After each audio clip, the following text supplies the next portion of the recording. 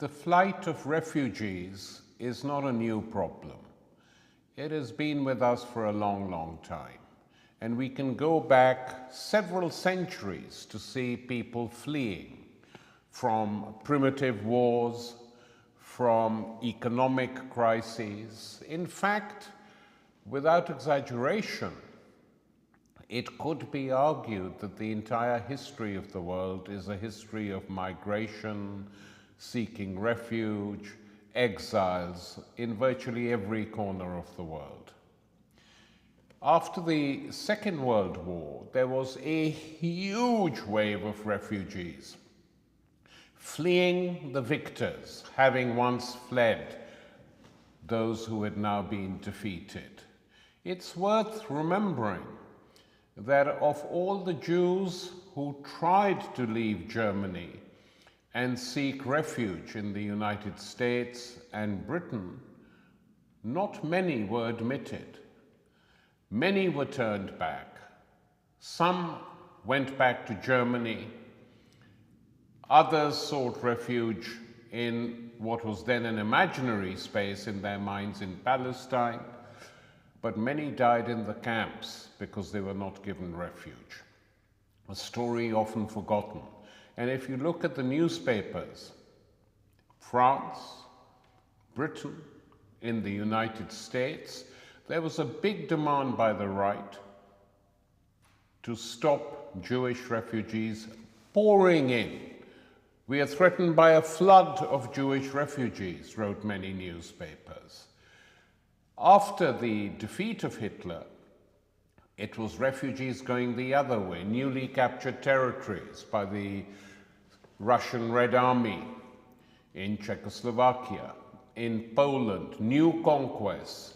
Citizens of German origin then had to flee back to Germany and remained a potent force in German politics, strongly backing the right-wing parties. So this movement of peoples is always very frightening, and it's dealt with in different ways. Not many cared about the Jewish refugees during the Hitler period. Even fewer worried about citizens of German origin or ethnic Germans who were being expelled from large parts of Europe as new cities were being created. And then soon after the Second World War, we had two large movements of refugees.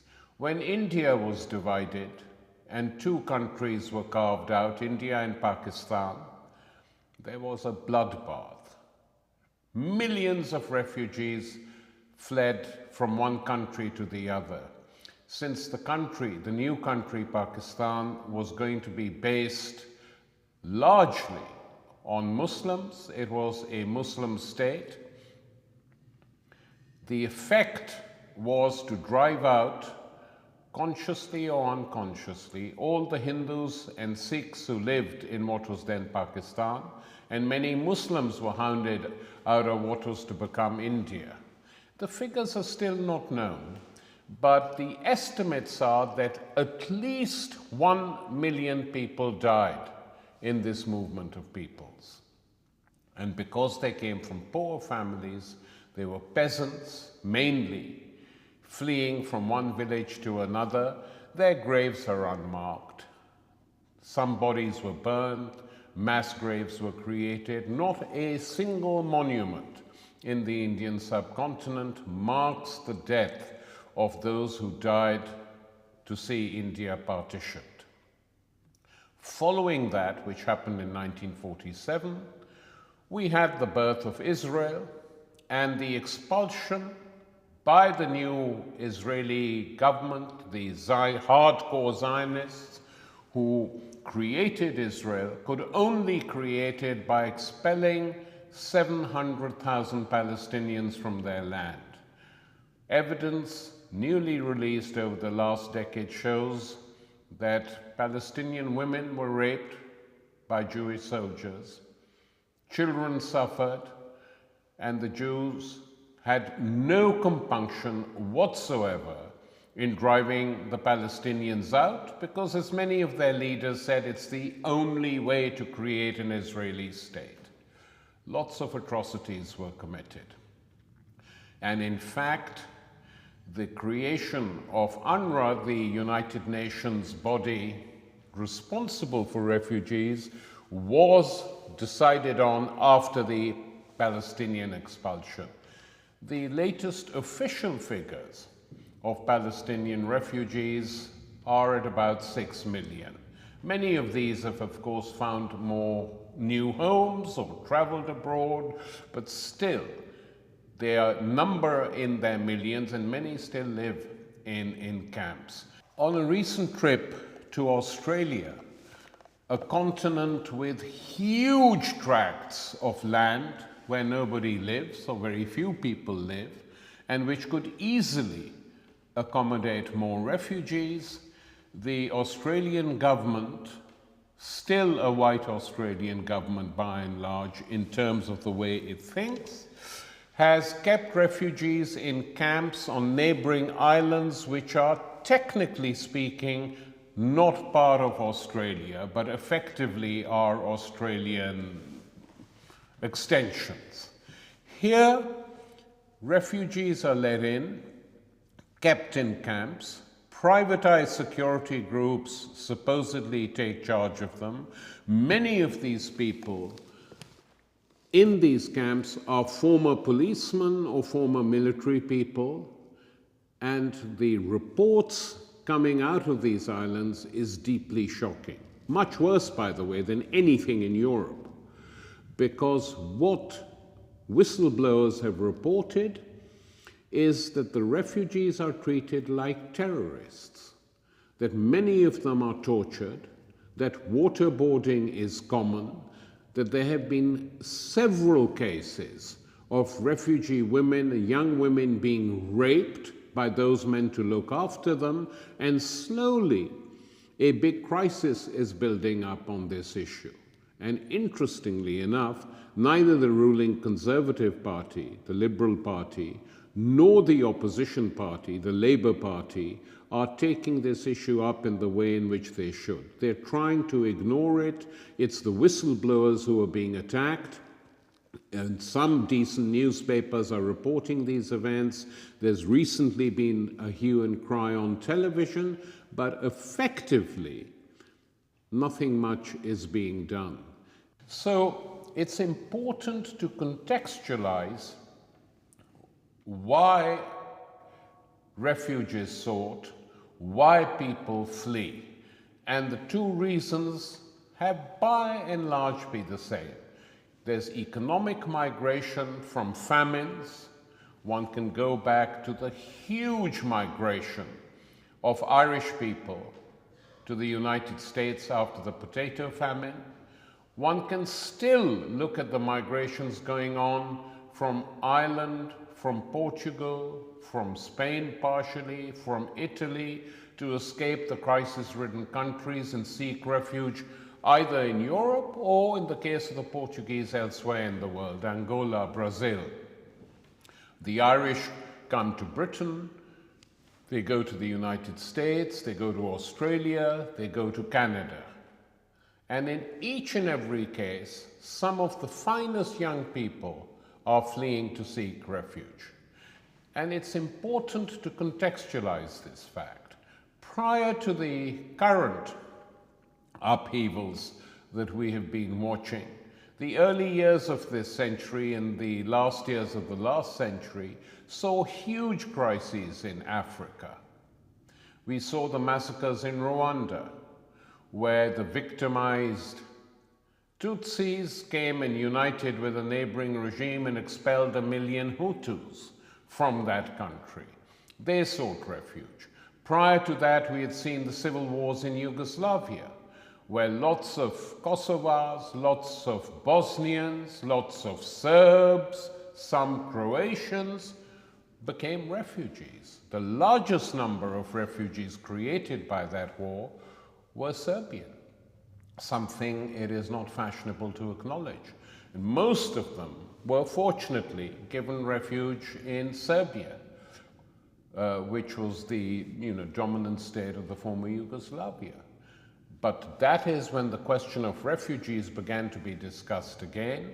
And as with Rwanda, serving the needs of the refugees became tied up with the North Atlantic Treaty Organization and the so-called humanitarian wars. So the refugees were largely instrumentalized, dealt with in terms of what helped those countries which were occupying or making war. The latest round is no different. We have had now 3 large wars in the Middle East. The worst, Iraq, occupation, killings, deaths, ethnic cleansing led to millions of refugees, especially minorities. And that is still going on, by the way.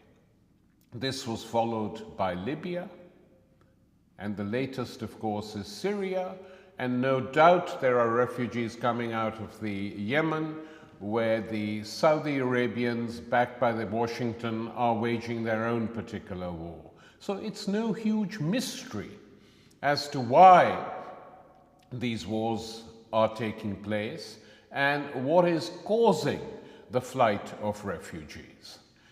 In this situation, the solutions are fairly obvious. But let's just discuss this latest wave of refugees. The principal reason for the latest and the largest since the Second World War movement of peoples across Europe is war. And these are people coming from Syria. Just over half of the 380,000 refugees who've reached Europe are Syrians fleeing the ugly civil war and the disintegration of their country. The rest, too, are mainly from war zones. Afghanistan supplies 13% of the refugees, Eritrea 8%, Iraqis, Somalis, Pakistanis from the northern border zone with Afghanistan, and the Sudanese 3% each. But it was the American war in Iraq and the occupation of the country that triggered this latest phase of destabilization in the region and its disintegration. Few can disagree with the cause of the crisis: a set of destructive imperial wars, backed in most cases by chunks of the European Union, with Britain and France competing for honors and receiving affectionate pats on the back from Washington. It was the British and French-inspired war on Libya that created the crisis that led to large numbers of Africans who had been employed by the Gaddafi government being expelled from the country, coming back to Mali, occupying Timbuktu, and going on a rampage. Having created the crisis by invading Libya, the French now invaded Mali to deal with the consequences of the crisis. And so it goes, a never-ending process. It was the image of a dead child on a Turkish beach several weeks ago that captured the European imagination and made possible a more general and critical response. Why is it that things that have been happening since the beginning of this century have no effect on public opinion, and suddenly one image, a very moving image, is plastered in the press and on television screens? Why this image? Why not other similar images in the past? After all, this unfortunate child was not the first to die in these circumstances and won't be the last.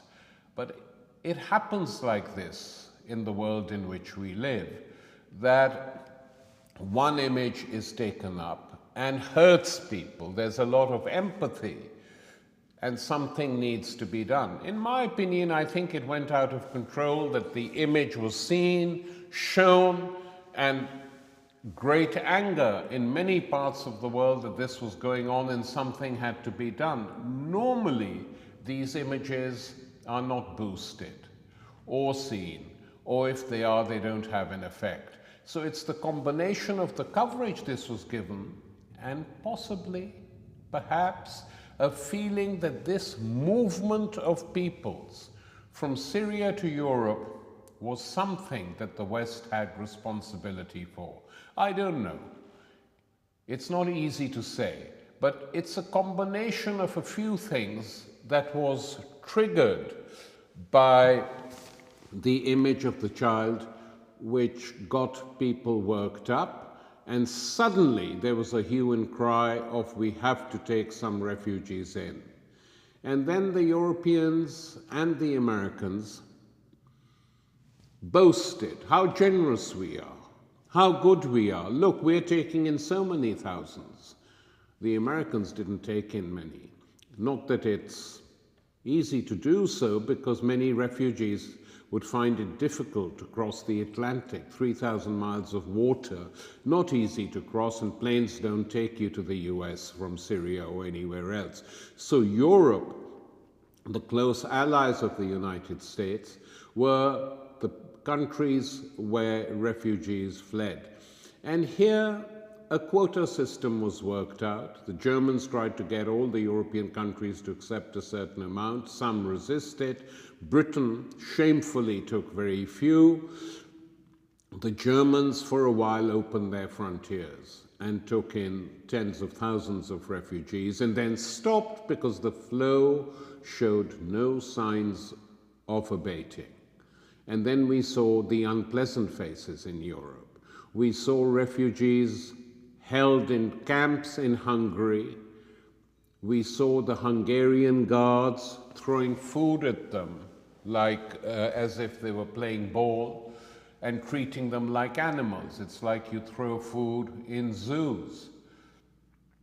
And these images were seen as well, and still the refugees kept on coming, because a country, after all, is being destroyed.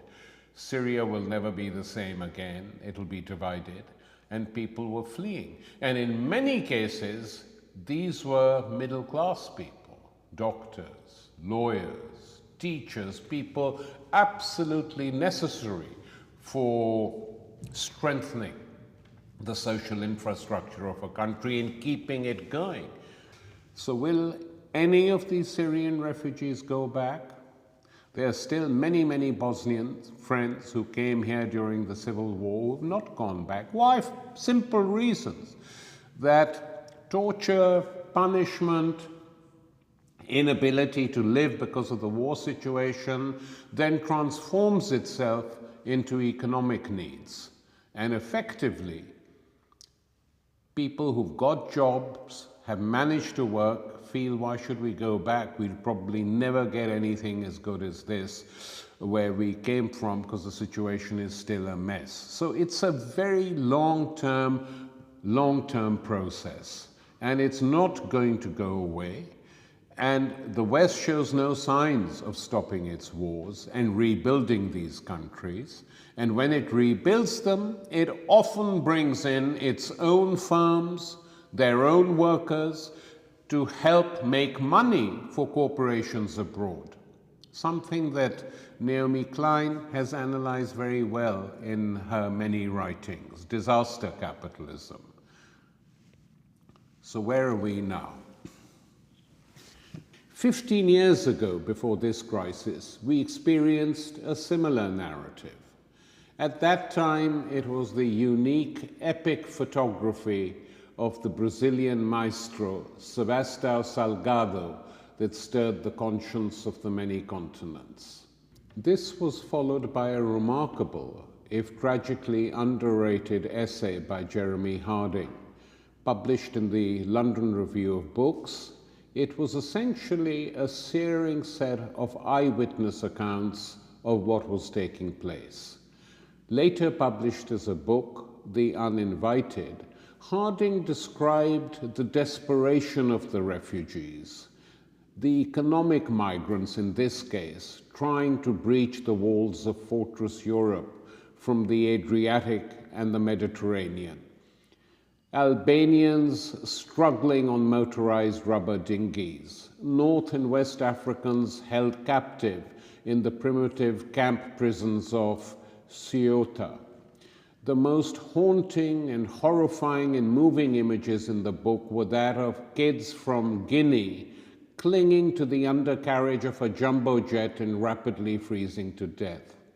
A pregnant West African woman committing suicide in a Spanish prison cell. Later, there came the sad stories of Chinese migrants arriving dead, suffocated in container trucks and discarded like so much rubbish on an English beach. That was the concrete result of the dehumanized directives imposed by European Union bureaucrats who turned their backs when confronted with the dead bodies. This time, the beginnings of the crises, the camps in Calais, the boat deaths in Lampedusa, the callousness of European cabinet ministers, some of whom actually said that it doesn't matter if they die, it acts as a deterrent. All this has been transcended by the waves of refugees from the Middle East who crossed the Balkans and was simply too large to ignore. The politicians could not surf on them. Within a week, all the former EU directives had been blown apart, and the German government decreed that borders be opened and pushed the European Union to accept quotas. Well, we know what happened after that. Germany was, of course, willing to take in 800,000 refugees, while David Cameron in Britain suggested 20,000 by 2020 would be enough. Why is the gap so huge? Where do the British people stand? Is EU generosity part of the reason why many British people want to leave the EU? Germany's generosity appears touching. 6 billion euros extra budget, welcoming signs after the Hungarian ordeal. Apartment sharing with refugees. Is Germany the only European nation that stands on moral ground? Till December 1992, Article 16 of the German Constitution uniquely contained a refugee clause that guaranteed absolute right of entry to all asylum seekers fleeing from political persecution. Obviously, this was a serious attempt to right the wrongs of both the Third Reich and the British and US governments that seriously restricted the quota of Jewish refugees during the 30s and 40s of the last century. The most effective demagogic English tabloid, the Daily Mail, then carried headlines warning against the flood of Jews seeking refuge. And today, the same newspaper wages similar campaigns against the new refugees from Syria. The makers of the new German constitution did not want this to happen ever again. The ethnic civil war in Yugoslavia and the subsequent breakup of that country, for which incidentally the German SPD Green government was partially responsible, created 500,000 refugees, of which 100,000 were given asylum in Germany. Till 1992, the clause in the Constitution resulted in 70% of those who sought asylum in the European Union being taken in by Germany. In 1993, there was a shift. The required two-thirds majority in the German parliament, the Bundestag, was obtained to amend Article 16. The Bundestag now took back the absolute right of entry. It imposed new restrictions that included only accepting asylum seekers who arrived in Germany directly and not via a safe third country. This included the entire European Union, among others. Despite all this, Germany remains a first port of call for many, and the amendment has been clearly violated by Angela Merkel permitting the entry of Syrian refugees via many safe countries that include NATO stalwart Turkey, Greece, Hungary, Austria, etc. Almost 50,000 plus refugees boarded trains, buses, or walked on motorways towards the safest haven, chanting "Germany, Germany." As they crossed the borders, hundreds of German citizens welcomed them. It's a pleasing picture, but deceptive. There is a lot of ugliness too. And recalling this, the German government soon suspended the Schengen Agreement and stopped any more trains coming in. Xenophobia has been on the increase in Germany for the last few decades, and there is a sizable section of the population that is deeply hostile to immigration of any sort. One should not be totally surprised when compassion evaporates and a deadly backlash begins. There have been many murderous attacks on citizens of Vietnamese and Turkish origin, some of them revealing complicity between neo-fascists and segments of the state apparatus. Some of the latter have covered up the activities of far-right groups and foiled investigations because they sympathize with them. The EU calling for mandatory refugee quotas is at best a temporary solution. What is really needed is an end to wars and an end to the destruction of social infrastructures that leave the majority without any social safety net. For while the latest crisis is a result of violent wars, there is a continuing outflow caused by neoliberal free market policies imposed on the globe after 1991. And this is not simply a south to north movement. Emigration from Portugal to Brazil, Angola and Britain is the largest in Europe. Many young Irish people are emigrating once again, and not a few Greeks are in search of new destinations. Is the United States accountable for what happened in Syria? To a certain extent, yes. After all, it's directly responsible for the destruction of Iraq, and it was that led to the Sunni-Shia civil wars in Iraq, Syria, and the Yemen. The birth of ISIS is one consequence. It was the 6-month bombing of Libya that killed between 20,000 to 30,000 people, that destroyed the country, where 3 jihadi groups, including ISIS and Al-Qaeda, share control of the state. This was the price of regime change. And the domino effect reached Mali, as black Africans in Libya were forced to flee the country after the fall of Gaddafi. Many returned to Mali, captured Timbuktu, and were heading towards the capital. The regime was saved by a French military intervention. Just think of how and why events unfurl. The notion that all would have been well in Syria had the West intervened and toppled Assad is risible. The situation would have been the same or even worse as the jihadist alliance cleansed the country of minority groups within or outside Islam. The one thing that is very clear is that Western interventions are the problem, not the solution. The bombing raids on ISIS have till now had very little impact. Politicians in the European Union, the United States, Australia, Canada should be aware of this, that the more wars they fight, the more bombs they drop, the more people they kill, the more refugees that will come their way. There is no stopping that. They are linked very strongly to each other.